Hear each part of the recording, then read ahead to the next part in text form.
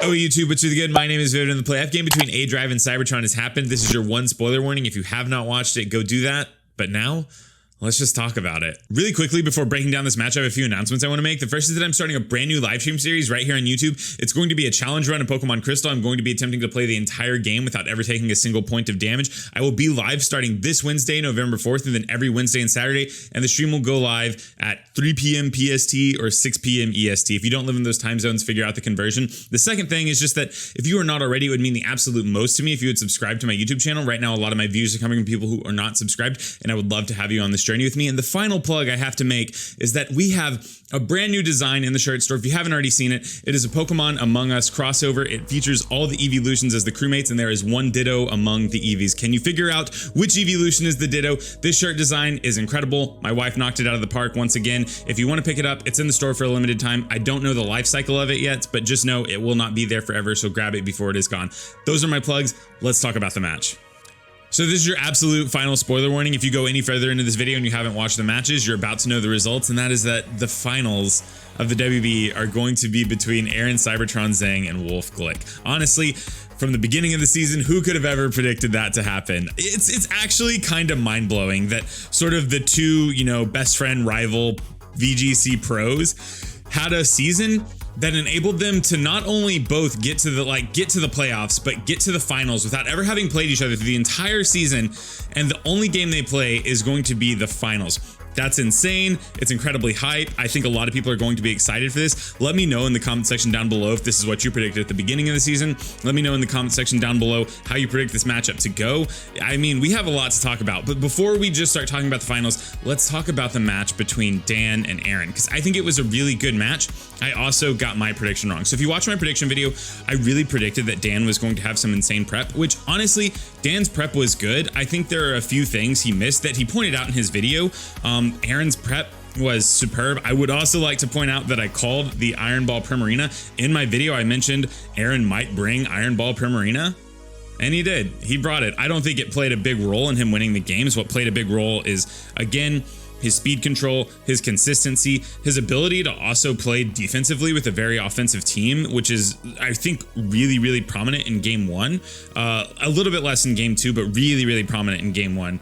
And yeah, Aaron's consistency and game plan just won out here. I mean, we're going to talk about some of what I think are the key points of the games. I'm going to be doing this a little bit differently than I did in my last video. I'm actually going to be going through a few turns of each game 1 and 2, to try and really pinpoint to the moments that I think were most important. We'll be taking a look from Aaron's side. We'll be taking a look from Dan's side. Let's get into the games, see what moments I think were really pivotal in Aaron winning both games. He also won 2-0, which is something I did not predict at all. I really, really thought it was going to go to a 2-1 series. You'll see that in game 2.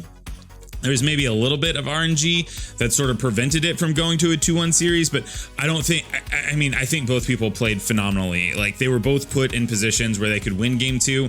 There was definitely RNG elements that happened on both sides. So I'm not saying that RNG is the reason Aaron won 2-0 at all. I just think that maybe there's one moment particularly that we'll talk about, one moment that I can think of really solidly.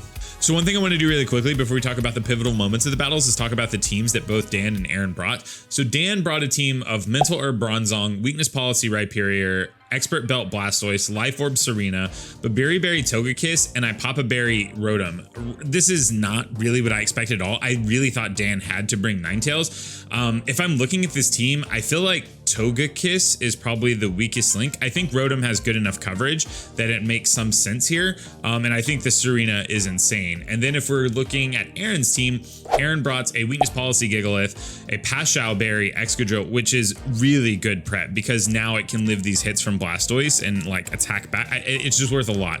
It's worth a lot of incremental damage. It adds a lot of sustainability to Excadrill, just surprisingly, because it won't get one shot by Blastoise. And I think Blastoise is probably Dan's best answer to Excadrill, so it makes a lot of sense that it's Pashao Berry. Life Orb Stoutland, which is something I did not expect. I didn't have this pegged at all. Someone in the comment section of the last video actually said, I think he's going to bring Sandrush Stoutland, and you were absolutely correct. Shout outs to you. Iron Ball Primarina, I'm glad I nailed this one down. down. I had this one in the bag, mentioned it. Eject button Whimsicott and Focus Sash Toxtricity. I think the Toxtricity looks really good against Dan's team, honestly. I think that if you were to compare these two teams, just like looking at them at their baseline, knowing that Primarina is Iron Ball, I think Aaron has the superior matchup every time, which is, again, it's just really good prep on Aaron's end. This Excadrill, like for reference, is also Mold Breaker, which means Excadrill actually beats up on this Bronzong. Dan actually talks about in the match that even though his Bronzong has Levitate, he should have run Shucka Berry. I really think that would have changed some of these games, but let's just jump into some of the key turns on Dan's side. We're gonna do that for game 1, and then we're gonna look at Aaron's side for game 2, looking at like the pivotal turns, the key moments. Yeah, and then as always, let me know what you think the pivotal moments are in the comment section down below. Okay, let's go. All right, so we're here at the battle. I'm actually gonna be handling these pivotal moments a lot differently than I did the last week. Let me know if you prefer this style or the last style so I can switch it up and do the absolute best I can for the championship battle. But instead of just showing pivotal moments, I'm actually going to be like letting the video play at 2x speed without audio and kind of narrating through some of the moments. And then once we get to an actual pivotal moment, I'll play that moment. Okay, so the battle starts off here between Aaron and Dan. Aaron leads, I believe, Whimsicott, Excadrill. Dan leads Serena and Togekiss, which if you look at the leads right off the bat, I think there's like a really glaring weakness here from Dan, and that is that Togekiss basically never looked good this match, just because a lot of Aaron's potential leads like decimate Togekiss, right? Like Dan didn't bring weather, so a lead of like Gigalith Excadrill is not out of contention here. It's really bad against Whimsicott Tox and Whimsicott Excadrill, which I think Aaron has shown he's really comfortable leading. He's really comfortable leading Whimsicott as sort of like the speed control / momentum Pokemon that just, you know, is fast, like gives him speed control, can neuter the opponent's team with Prankster. And the only lead this really is good against with Serena Togekiss here is like Primarina Whimsicott, which I think you can also make an argument that Blastoise Serena is still pretty good against Primarina Whimsicott. It's not the best, but I think it's better than the scenario you put yourself in by leading Togekiss. This isn't to knock Dan's plan. I think that he led Togekiss and it was smart. It was good to test the waters game 1. But yeah, and also hindsight's 2020, right? Like I can look at this match now and say like, oh, I don't think Togekiss was optimal here. It's not so easy to do that in the moment. I think Dan's a fantastic player. I'm not knocking his choices or his play skill at all. But yeah, so if we watch this, you'll see that like turn 1, just the way it plays out, I think there's like maybe a little bit more Dan could have done to kind of like manage the RNG here. What he does, he goes for a follow me to redirect everything into the Togekiss, probably predicting like a Tailwind, or, you know, like probably not predicting the Whimsicott to be offensive. You have to always predict the Excadrill is just going to max here. It makes a ton of sense to max here. And then he goes for a triple axle into the Whimsicott slot. I think the big deal here comes from going for triple axle versus maybe making a different play. Okay, so let's actually pause really quickly. Let's watch this turn. I mean, yeah, there is the chance, if he is adamant, he does have a chance to knock me out. If he is jolly, he's not going to knock me out. So it's just a matter of like what he's going to do there. I'm going to redirect. We should find out if he's adamant or jolly here. If he's jolly, I always live. He's adamant, there's a chance he can knock us out. So he's going to Steel Spike. Lives with the looks like Berry. this Whimsicott might be going for an attack here as well. So let's see if we live this. We're going to tank that. Very much so jolly. Very much so jolly. Do we see, I don't think there's anything going on there. So he's got Iron Head and no item or anything. Here comes the Moonblast. That's going to go in a Kiss as well. Curious if we take this too. We actually take both, so that's clutch. So we get the Moonblast. And I need to hit 3 times here, and we should be good to knock this thing out. I hit 1 time, dude. Okay. So this turn from Dan's end, like I think it makes a lot of sense. Like you redirect with the Togekiss here. You're really just trying to get rid of the Whimsicott with triple axle, and you're trying to make sure that Serena doesn't get damaged. Knowing that Aaron likely has the Toxtricity in the back, I think that not maxing Serena makes sense here, but I also think that not maxing Serena here was kind of the downfall, right? Like if you max Serena, you get to max Hailstorm. Max Hailstorm off of a triple axle is, I believe, 140 base power. I think he mentions that he needs all 3 hits to KO the Whimsicott. So if you just max Hailstorm, you kind of remove the RNG element from the game and you just pick up the KO. It kind of makes his late game weaker because his plan right now is to max the Rhyperior in the back. But sort of like in the face of this lead, I think you have to get rid of the Whimsicott. I don't know.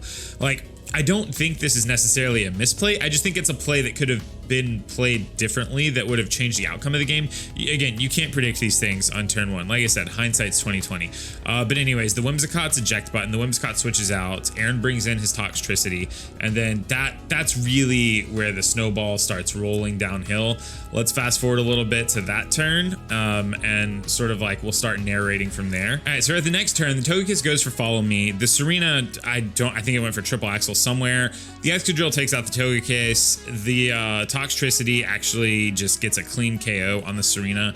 Now Dan is down 2 Pokemon very quickly. Aaron hasn't lost anything. He has all of his material left. Dan has to win 100% on the back of Bronzong and Rhyperior here. The only problem is, and I don't think this actually played the way this game changed out, Dan didn't see the Mold Breaker. Like, he didn't see the Mold Breaker from the Excadrill in turn 1. It was revealed. He just didn't, like, he didn't talk about it. He didn't mention it. I don't think he saw it. So yeah, he goes for Trick Room here. He's maxing the Rhyperior. He's trying to take out the Excadrill. The problem is that with Mold Breaker, it just doubling into the Bronzong here, Aaron actually just picks up the KO. Like, he picks up the KO on the Bronzong. Not that I don't even necessarily think that playing inside Trick Room would have won Dan this game, just because Aaron has the Iron Ball Primarina in the back as well. Like, he still has Primarina in the back, still has Whimsicott in the back. See, the thing that I think could have actually changed this game, and this is what's about to happen. So he, like, okay, Dan knocked out the Tox, right? Like, or no, the Tox Volt switched. Dan's getting good damage here on the Excadrill. The Toxtricity can't threaten the Rhyperior at all. The only thing that's left in the back is Primarina, who doesn't have the best physical defense. So if we had played a game where Whimsicott was dead, I really think there was maybe a shot. If we played a game where Whimsicott was dead, or if the same game was played and Whimsicott was dead, I think that Dan maybe has a shot outside of Trick Room just because he outpaces the Primarina, and I don't know the calcs, but I think there's a solid chance he OHKOs. But with Whimsicott being able to come back in, you'll see the next turn that Dan is just going to opt to kill the Excadrill, and then, or does he kill the Excadrill, or does he go for the, oh, he goes for the Whimsicott. Okay, so he's gonna kill the Whimsicott here, but before he actually takes the Whimsicott out, the Whimsicott gets to set up Tailwind, which sort of ensures the victory, right? Because without Tailwind, without Tailwind, Rhyperior actually outspeeds the Primarina, and if Dan assesses the threats correctly and goes for the Primarina over the Excadrill, I think he has a shot here. But yeah, the way this game plays out, the Primarina comes in, it has double speed because of Tailwind, which means now it actually outspeeds the Rhyperior, even holding an Iron Ball. It's also really smart play from Aaron because he gets to mask the fact that he's holding an Iron Ball. So I don't remember if that makes a difference game 2 or not. I don't think it does, because again, I believe Trick Room doesn't go up. But he does get to mask the fact that he's holding an Iron Ball, which is really smart. Like, now the Primarina gets to come in, it gets to outpace the Rhyperior, and he gets to pick up a really, really clean win. So yeah, I think that the most pivotal moment in this matchup, I think probably came from just the lead of Togekiss. And I mean, you can call it the RNG of missing, of only hitting once with Triple Axle. I think that could have been managed by just maxing. I think if you max, I don't know this 100%. I think you probably live a hit from Toxtricity, but I don't know that. I don't know that to be true.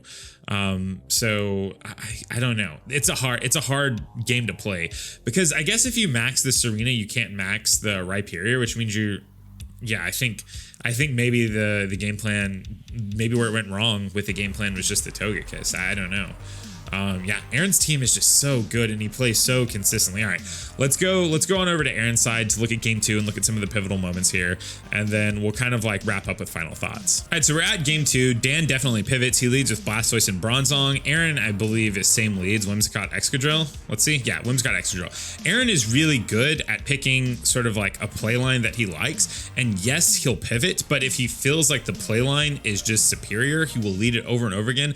This just goes against again to really highlight how consistent he is. If he thinks that he needs to make the same move over and over again, he will make it. If he thinks he needs to pivot, he will pivot, and he always has like a really well planned, well thought out reason for his pivots. I don't know, like watching him play his season has really shown like how good consistency is in this format. Like Aaron, 100%, I think this is not even a hot take. I don't think this is a flawed statement.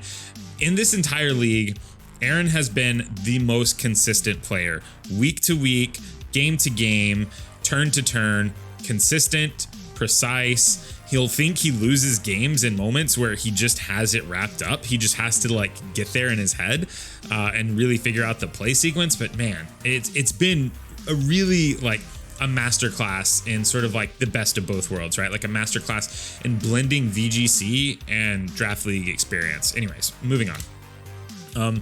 So Aaron with the same leads here. I think Blastoise is a really smart pivot for Dan. The Bronzong lead here I think was smart too, because if he thinks that he can get away with just, you know, trick rooming on turn 1, then he can do that. So what happens is Aaron is kind of predicting a fake out from the Blastoise into the Whimsicott, and he thinks that if his Whimsicott were to get faked out and Max Quake didn't pick up the KO on Bronzong, then Dan would actually get up Trick Room for free. So he went for Helping Hand here. It was a move that he hadn't actually shown, so it was like kind of his last tech piece, because you have to, he hasn't shown Switcheroo either, but you have to assume he has it. So actually on this turn, Dan sort of like, you know, predicts him to go into the Bronzong here. He switches into Serena. I think it's a smart switch. It makes sense here, at least. And he's going to actually max his Blastoise, which is physical. The Blastoise this week, it was a physical expert belt set. We talked about the item. We didn't talk about the set. The set is, I actually think, very smart. It's Earthquake, Liquidation, Fake Outs, and I don't remember the fourth, probably Protect, maybe. But I think the set's really smart here. So he goes for Helping Hand. Excadrill is going to get a Max Quake off on the Serena. Serena's going to live because it resists, but it still takes a ton of damage. And Serena also kind of hedged for Switcheroo here. So really smart play from both people on turn 1. And then this is where Aaron reveals the Pashao Berry, which is insane. It's still going to do a ton of damage because it's physical, right? Like the Excadrill has a special defense boost right now, which I think Aaron kind of like picks up on. But the physical hit still chunks it, plus the chip chunks it for half health. So at the next turn of the game, Aaron makes a really smart read, predicting the Serena to switch back out into Bronzong. Excadrill goes for a max guard here to protect from the Blastoise. The Whimsicott gets up Tailwind, and basically nothing happens. The Blastoise reveals Max Quake. He gets some, you know, Cannonade chip in. But now Aaron's side of the field is so much faster. Once again, the Primarina looks really solid here. The Excadrill can keep getting these defensive boosts. You actually see here, I believe Dan, I don't remember exactly what Aaron does. Dan tries to go for a Trick Room on this turn, I'm pretty sure. Trick Room in the face of Tailwind here. And then the Excadrill just gets the roll. Like the Excadrill gets the roll on the Bronzong. Like you actually see, I believe, the Bronzong live the Max Quake from the Excadrill in game 1, which I think Dan talks about the roll on his side of the battle. I'm pretty sure it was like 75-25, like 75% to not kill and 25 to kill. It might be the reverse of that. Either way, picking up the Oko here, really insane. The Bronzong gets to do absolutely nothing this game, and yeah, it's a really tough turn, honestly. Dan kind of needed the Bronzong here to like really make things happen. Again, the Iron Ball Primarina has not been revealed. Very smart of Aaron game 1, so I don't even think being inside Trick Room necessarily wins him this game. Aaron's prep just super solid, but it's a tough beat. So the Bronzong went down. Dan goes into the Serena here, not knowing that the Primarina is Iron Ball, probably kind of assuming that the Primarina will outspeed his Serena. I don't think his Serena is very speed invested this week. So if we see how this turn plays out, it actually is really good for Dan. If you were watching, like the first time I watched this game, I really thought Dan had this match after this specific turn. Dan, this turn 100% like, and this might be a pivotal moment. I'm not going to pause and talk about it because I think there's one moment that is probably like a little bit more important. The Blastoise is still at full health. That is an important thing here. So Aaron is going to try to kill the Serena with an Iron Head here, and then take out the Blastoise with Energy Ball and Primarina, right? Like, or not take out, but chip the Blastoise down. Dan again. Oh, it's Aqua Jet. That was the fourth move. Okay, all right. I knew this. So Dan has Aqua Jet. So revealing the priority move here. The Excadrill is at +1 defense right now. So the Blastoise, I don't think this mattered because it was, I think, max attack expert belt. Aaron sees the crit, thinks the crit mattered. I don't like, I've ran this calc separately and the next calc separately. So I think that this crit didn't matter. If it was a roll, like if it was a roll without a crit, then I think it was a roll in Dan's favor. Just the expert belt like pushed the damage over the edge here. But yeah, so Dan takes out the Excadrill, and then he actually sees that his Serena outpaces the Primarina, which like Serena's base speed is faster, but if you're assuming like a fast Primarina, then I think, I don't think his Serena was speed invested this week, if I'm remembering correctly, because he had Grassy Glide with the intention of like maxing Serena, setting up terrain, and then being able to Grassy Glide outside of terrain. So Dan actually gives up a double KO this turn, doesn't like get touched at all, and forces Aaron into his last 2 Pokemon, which is kind of really impressive. It's also, I'm pretty sure he has Tailwind up right now. I'm pretty sure he has Tailwind up right now. I don't super remember. But either way, his last 2 Pokemon are the Toxtricity and the Whimsicott. So he's gonna go into this turn. I'm pretty sure, what does he do? I think he kills the Serena with Moonblast, and he just overdrives on the Blastoise. And this is the turn that we're gonna look at, because I think this was the critical moment in the game, because mind you, Blastoise is gone at this point. Like Blastoise is gone for a max Quake, so Blastoise is actually at +1 Spadef. So again, I'm pretty sure this calc without the RNG that takes place is in Dan. Let's just watch the turn. I'm just gonna overdrive here and he always goes down to the last second, which is insane. I mean, it's probably a double KO, but Rhyperior should be his last one, right? I don't have good damage. Like, I don't have Energy Ball on this Whimsicott. Oh, I really wish I did now. But I think we should pick up a double KO. Oh, it might be AV Blastoise, actually. So it kills the Blastoise, which you think that it's going to do anyways, but it was a crit. I'm not sure, and this is where I'm a little tripped up. I remember running this calc. I don't know if I ran this calc on single damage overdrive. But either way, I'm pretty sure without the crit, it was a roll. If it's not, feel free to leave that in the comment section down below. Again, I'm not trying to say that the only reason Aaron won this game was because of a crit. I think Aaron played phenomenally both games. I think there's also something to be said for putting yourself in a position where like RNG can swing your favor. You're always just trying to play to your outs, right? And Aaron did that. He played to his outs here. He played the best turn he could have. Crit or not, he did what he had to do on this turn. I think this critical hit was a pivotal moment, because if the Blastoise lives, then it comes down to one, I think Blastoise actually kills. I think Blastoise actually kills the Toxtricity with Earthquake, or the Toxtricity is Focus Sash, right? So it doesn't kill, and it gets some like much needed chip on the Whimsicott, because now it is quickly turned from Dan being Upamon, like Dan being 3v2, so Dan having 3 Pokemon, Aaron having 2, to Aaron having 2 Pokemon and Dan having 1, which is a massive tempo swing. And what you see here is that even though even though Aaron doesn't have a super effective way to hit this Rhyperior, the Moonblast from the Whimsicott is enough to just chip down the Rhyperior and win in the game. So that's it. That was the 2-game set, and honestly, really insane. I think we saw Aaron kind of like breaking out of his sort of like the really standard modes here. Like, yes, some of these Pokemon were very standard, but for the most part, I feel like he had very good prep here. Like, I think this is the least standard game he's played, if that makes sense. Like, a lot of the sets he brings are pretty standard, right? That's not a bad thing. I think his play has been very consistent, but like Pashowberry, Excadrill, he brought Focus Sash Toxtricity instead of bringing Choice Scarf Toxtricity. He brought Iron Ball Primarina. He brought Stoutland.